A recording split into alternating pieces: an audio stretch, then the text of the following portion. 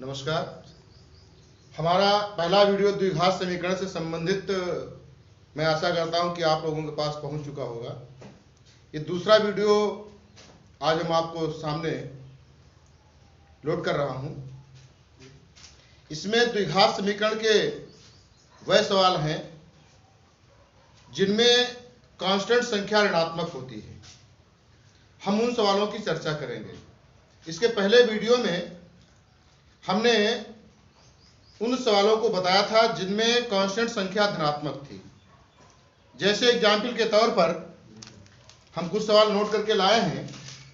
जैसे आपका है 9x² - 3x - 2 = 0। और जो उस दिन मीन्स परसों जो पहला वीडियो था उसमें मैंने जो बताया था वो इस टाइप का था 2x² - 5x + 3 = 0। दोनों सवालों में आपने तुलना किया होगा तो इसमें देखिए प्लस है। उस दिन मैंने प्लस वाला ही वीडियो आपको अपलोड किया था। आज हम चर्चा करेंगे माइनस वाले की, जिसका कांस्टेंट माइनस का है। हम इन सवालों को कैसे लगाते हैं, इन सवालों का और इन सवालों में लगाने में कोई विशेष डिफरेंस नहीं है, केवल थोड़ा सा अंतर है। ये प्लस चिन्ह यह इंगित करता है कि मध्य की संख्या जोड़ने पर ही प्राप्त होगी, और ये माइनस चिन्ह यह इंगित करता है कि मध्य की संख्या जो आएगी वो घटाने पर ही प्राप्त होगी। एक चीज और मैं बता दूं, जो पहला वीडियो था उसमें आपने देखा था कि x² के साथ हमारा गुणांक 1 लगा था। आज x² के साथ गुणांक 1 न होकर के कोई संख्या है, इसमें भी है और इसमें भी है। ऐसी कंडीशन में हम x² के गुणांक को कांस्टेंट संख्या से सबसे पहले गुणा करते हैं तो आपका बन जाएगा 9 × -2, यानी आपका बन जाएगा -18। अब -18 के ऐसे फैक्टर करेंगे जिनका अंतर, क्योंकि माइनस लगा हुआ है तो माइनस बता रहा है कि अंतर करने पर मध्य की संख्या प्राप्त होगी। इसलिए हम -18 के ऐसे फैक्टर करेंगे जिनका अंतर 3 आ जाए, यानी आपका हो जाएगा 6 × 3 = 18। अब देखो यहां पर संख्या जो है आपकी ऋणात्मक है तो बड़ी संख्या ऋणात्मक और छोटी संख्या धनात्मक। अब जब इसको घटाएंगे तो आपका बनेगा -3, और जब गुणा करेंगे तो -18 बनेगा। यानी यही फैक्टर हमारे यहां पर लिख दिए जाएंगे। जैसे 9x² - 6x + 3x - 2 = 0। इसमें आपका कितना कॉमन है? 3x। आपका बचेगा 3x - 2। इसमें प्लस का 1 कॉमन है, 3x - 2 = 0। अब आप देख रहे हैं कि दोनों में एक ही है, इसको हम बाहर निकालेंगे 3x - 2, और दूसरा हो जाएगा 3x + 1। हमने उस दिन बताया था कि जो इसमें दो संख्याएं आई हैं, अर्थात बारी बारी 1 0 रखेंगे, क्योंकि दो संख्याओं का जब गुणा करते हैं तो उनमें से, और उसका गुणनफल 0 अगर आता है तो उनमें से निश्चित तौर पर एक संख्या हमारी 0 होगी। यदि 3x - 2 = 0 तो 3x = -2, और x बराबर प्लस 3x + 2 तो ये x = 2/3। और यदि 3x + 1 = 0 तो 3x = -1, यानी x = -1/3। अतः समीकरण के हल 2/3 -1/3 आपके होंगे। ये आपने देखा कि इसमें ऋणात्मक संख्या थी कांस्टेंट, इसमें धनात्मक थी। धनात्मक वाले मैंने आपको बताए थे ऑलरेडी उसमें, और ये जो धनात्मक वाला है इसमें भी इसका हम गुणा करेंगे तो आपका बन जाएगा 2 × 3 यानी 6 प्लस का। जब प्लस का 6 आ गया तो ये बता रहा है कि मध्य की संख्या हमारी जोड़ने पर प्राप्त होगी। तो 6 के ऐसे गुणनखंड किए जाएंगे जिनका योगफल आपका 5 हो जाए, तो हमारा यही बन जाएगा 2 × 3। दोनों चिन्ह माइनस के होंगे। जब इसका गुणा करोगे तो प्लस का 6 बनेगा, जब जोड़ोगे तो माइनस का 5 बनेगा। अब यही हमारे यहां पर जो गुणनखंड आए हैं यही नोट कर देंगे। 2x² minus 2x minus 3x plus 3 equal to 0। इसमें आपका कॉमन है 2, x कॉमन है, x माइनस 1, इसमें आपका माइनस का 3 कॉमन, x माइनस 1, यानी x माइनस 1 और 2x माइनस 3 इक्वल टू 0। यदि x माइनस 1 इक्वल टू 0 तो x बराबर 1, और यदि 2x माइनस 3 इक्वल टू 0 तो 2x बराबर 3 और x बराबर 3/2। अतः समीकरण के हल होंगे 1, 3/2। अतः समीकरण के हल होंगे 1, 3/2। ये हमारे आंसर बन जाएंगे। ये तरीका है दोनों प्रकार के लगाने का। हमने कुछ सवाल आपको होमवर्क के तौर पर कुछ लिख करके लाए हैं, उनको लगाना है आपको।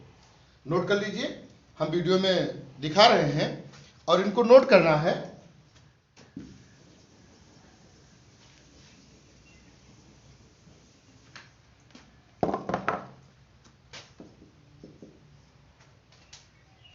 सिक्स एक्स स्क्वायर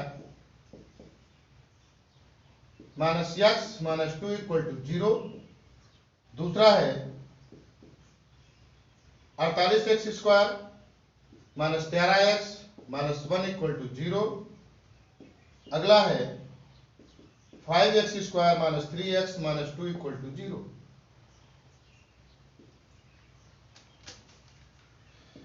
चौथा सवाल है 6x² minus 13x plus 5 equal to 0। और पांचवा सवाल है 12x² minus 10x plus 2 equal to 0। और छठा सवाल है आपका 7x² plus 9x plus 2 equal to 0। ये सवाल मैंने आपको दे रखे हैं होमवर्क के तौर पर, और आपके पास जो कापी हो, फिर कोई जरूरी नहीं है, आपके पास जो कापी हो उस पर इसको लगाना है। और मैंने एग्जाम्पल के तौर पर 2 सवाल फर्स्ट वीडियो में दिखाए थे, 2 इसमें दिखाए हैं, 4 हो गए। ये आपको लगाने हैं। और दूसरी चीज, जब फर्स्ट वीडियो में मैंने बताया था कि द्विघात समीकरण को लगाने के जो तरीके हैं उनमें से 3 विधियां मैंने बताई थी। एक गुणनखंड विधि बताई थी, एक पूर्ण वर्ग बना करके बताई थी, और एक श्रीधराचार्य सूत्र द्वारा बताई थी। तो ये गुणनखंड विधि द्वारा हल करना आप सीख गए हैं।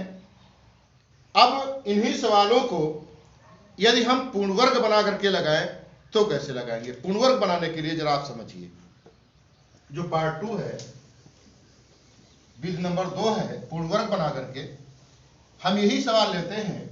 इनको तो आपको गुणनखंड विधि से यूज करना है, लगाना है, और जो हम बताने जा रहे हैं इनको पूर्ण वर्ग बना करके बता रहे हैं।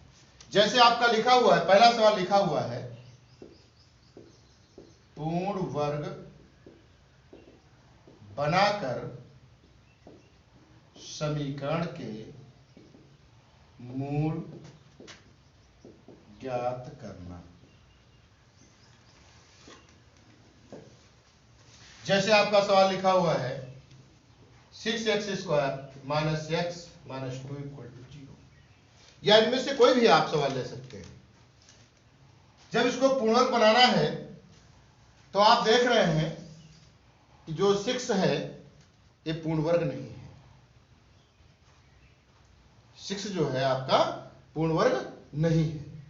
तो इसको पूर्ण वर्ग बनाने के लिए हम चाहे इस पूरी समीकरण को 6 से भाग कर दें, पहली चीज, और चाहे हम इसको 6 से गुणा कर दें तो 6 7 36 बन जाएगा, 36 का वर्गमूल 6 निकल आएगा।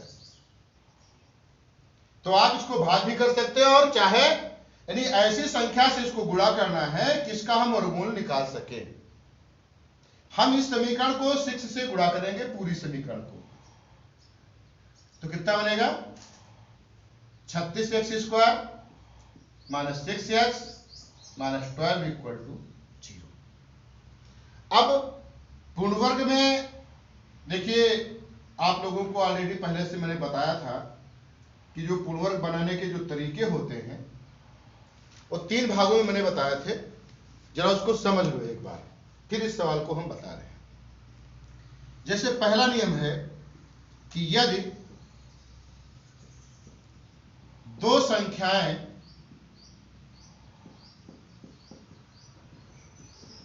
पूर्ण वर्ग हो परंतु व्यंजक पूर्ण वर्ग न हो। मतलब समझ पाए? यदि दो संख्याएं पूर्ण वर्ग हो और परंतु व्यंजक पूर्ण वर्ग न हो, यानी व्यंजक को सर्वसम्मिका के रूप में न लिखा जा सके। जैसे एग्जाम्पल के तौर पर हम एक आपके सामने रख रहे हैं, x square plus y square, x square plus y square, यानी आप देख रहे हैं कि दोनों संख्याएं हमारी पूर्ण वर्ग है, परंतु जो ये व्यंजक दिया गया है ये पूर्ण वर्ग नहीं है। तो इसको पूर्ण वर्ग बनाने के लिए इसमें क्या करना होगा? तो इसका जो तरीका है, पूर्ण वर्ग बनाने के लिए 2 इंटू पहली संख्या का वर्गमूल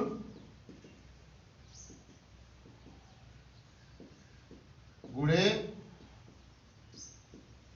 दूसरी संख्या का वर्गमूल, यानी आपका बनेगा, ये मेरा सूत्र बन गया। 2 पहली संख्या एक्स स्क्वायर है, इसका वर्गमूल हो जाएगा एक्स, दूसरी का हो जाएगा वाई, यानी 2xy। यदि हम इस व्यंजक में 2xy जोड़ दें या घटा दें तो व्यंजक पूर्ण वर्ग हो जाएगा। तो व्यंजक क्या हो जाएगा? पूर्ण वर्ग हो जाएगा। देखिए हमने लिखा है, यदि दो संख्याएं पूर्ण वर्ग हों परंतु व्यंजक पूर्ण वर्ग ना हो, तो इसको पूर्ण वर्ग बनाने का जो तरीका है वो ये है, पूर्ण वर्ग बनाने के लिए 2 गुणे पहली संख्या का वर्गमूल गुणे दूसरी संख्या का वर्गमूल, यानी इसको पूर्ण वर्ग बनाने के लिए या तो इसमें जोड़ा जाए या घटाया जाए। तो हमने लिखा है 2 पहली संख्या का वर्गमूल x, दूसरी संख्या का y, यानी 2xy, इसमें जोड़ दें या घटा दें, मैंने लिखा है। यदि हम इस व्यंजक में 2xy जोड़ दें या घटा दें तो व्यंजक पूर्ण वर्ग हो जाएगा। ये हमारा पहला नियम है। दूसरा नियम क्या है? तरीका क्या है? दूसरा तरीका यह है कि एक पूर्ण वर्ग हो और दूसरा अपूर्ण वर्ग हो। दूसरा है, यदि एक संख्या पूर्ण वर्ग हो और दूसरी अपूर्ण वर्ग हो, है ना? अपूर्ण वर्ग हो और व्यंजक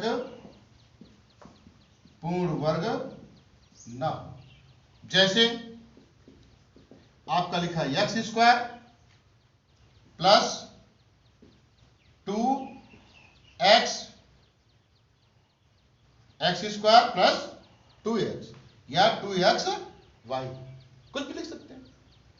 तो पहली संख्या का वर्गमूल तो निकल सकता है और दूसरी का नहीं निकल सकता है। तो इसको पूर्ण वर्ग बनाने के लिए क्या करेंगे हम? इसके पूर्ण वर्ग बनाने के लिए होगा, पूर्ण वर्ग बनाने के लिए ये होगा अपूर्ण वर्ग संख्या बटे 2 गुणे पहली संख्या का वर्गमूल का होल स्क्वायर।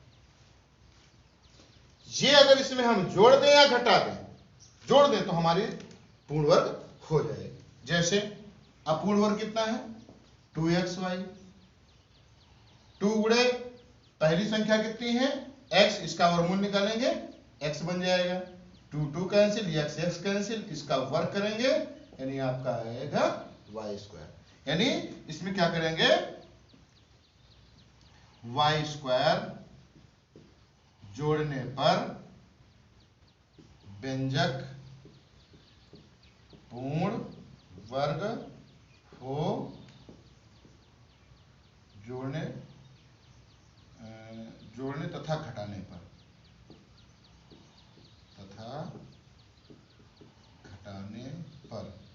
व्यंजक पूर्ण वर्ग हो जाएगा। जैसे x square plus 2xy plus y square minus y square, तो ये पूर्ण वर्ग बन गया तुम्हारा, कोई परिवर्तन भी नहीं हुआ। तो हम इसमें प्रयोग करेंगे, तो ये तरीका है, इसी तरीका का इसमें प्रयोग करेंगे। अब इसमें आप देख रहे हैं कि जो पहली संख्या है वो आपकी पूर्ण वर्ग है। पहली संख्या क्या है, पूर्ण वर्ग है, दूसरी क्या है, अपूर्ण वर्ग है। इसको पूर्ण वर्ग बनाना है पूरे व्यंजक को, तो इसमें क्या लिखेंगे हम भैया, पूर्ण वर्ग बनाने के लिए क्या, माइनस 6x बटे 2 इंटू पहली संख्या का वर्गमूल कितना हो जाएगा 6x का होल स्क्वायर, तो 6 कैंसिल, x कैंसिल, यानी माइनस का 1/2 का होल स्क्वायर यानी 1/4। इसमें क्या लिखेंगे 1/4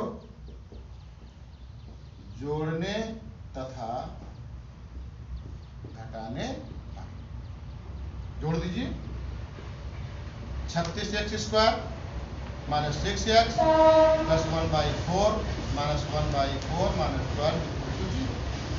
तो ये तो हमारा पूर्ण वर्ग बन गया, यानी कितना हो जाएगा रेडी 6x का होल स्क्वायर प्लस 1/2 का होल स्क्वायर, यहां पर देखो माइनस लगा है, माइनस लगा देंगे, है ना, माइनस लगा दिया, 2 इंटू a 6x b 1/2, देखो 2 कैंसिल हो जाएगा, 6x ही बच जाएगा, और माइनस इसमें एलसीएम 4 हो जाएगा, तो माइनस का 1 और 1248 माइनस का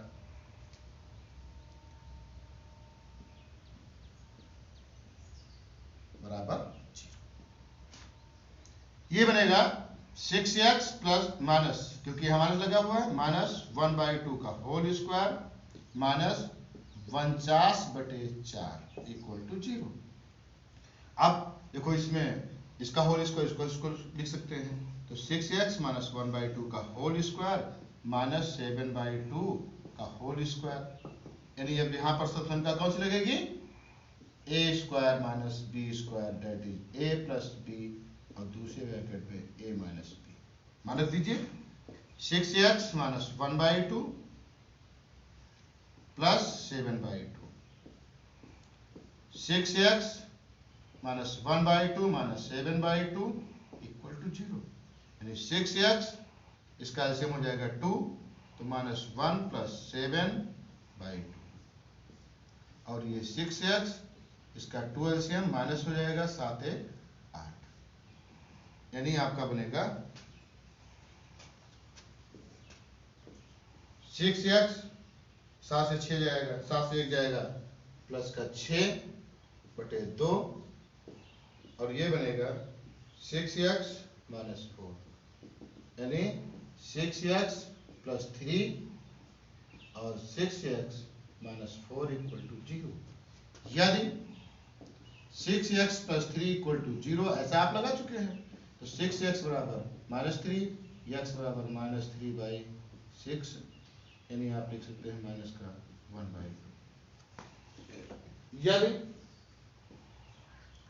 6x माइनस 4 इक्वल टू 0, तो 6x बराबर 4, तो x बराबर 4/6, 2 दूनी 4, 2 3 6, x बराबर 2/3, अतः जो हल होगा वो होगा 2/3 और माइनस का 1/2। ये तरीका है लगाने का। अगर आप समझ गए तो बहुत अच्छी बात है, अगर नहीं समझे तो एक सवाल और हम आपको बताने जा रहे हैं, इसमें से कोई भी आप लगा सकते हैं। थैंक यू, धन्यवाद।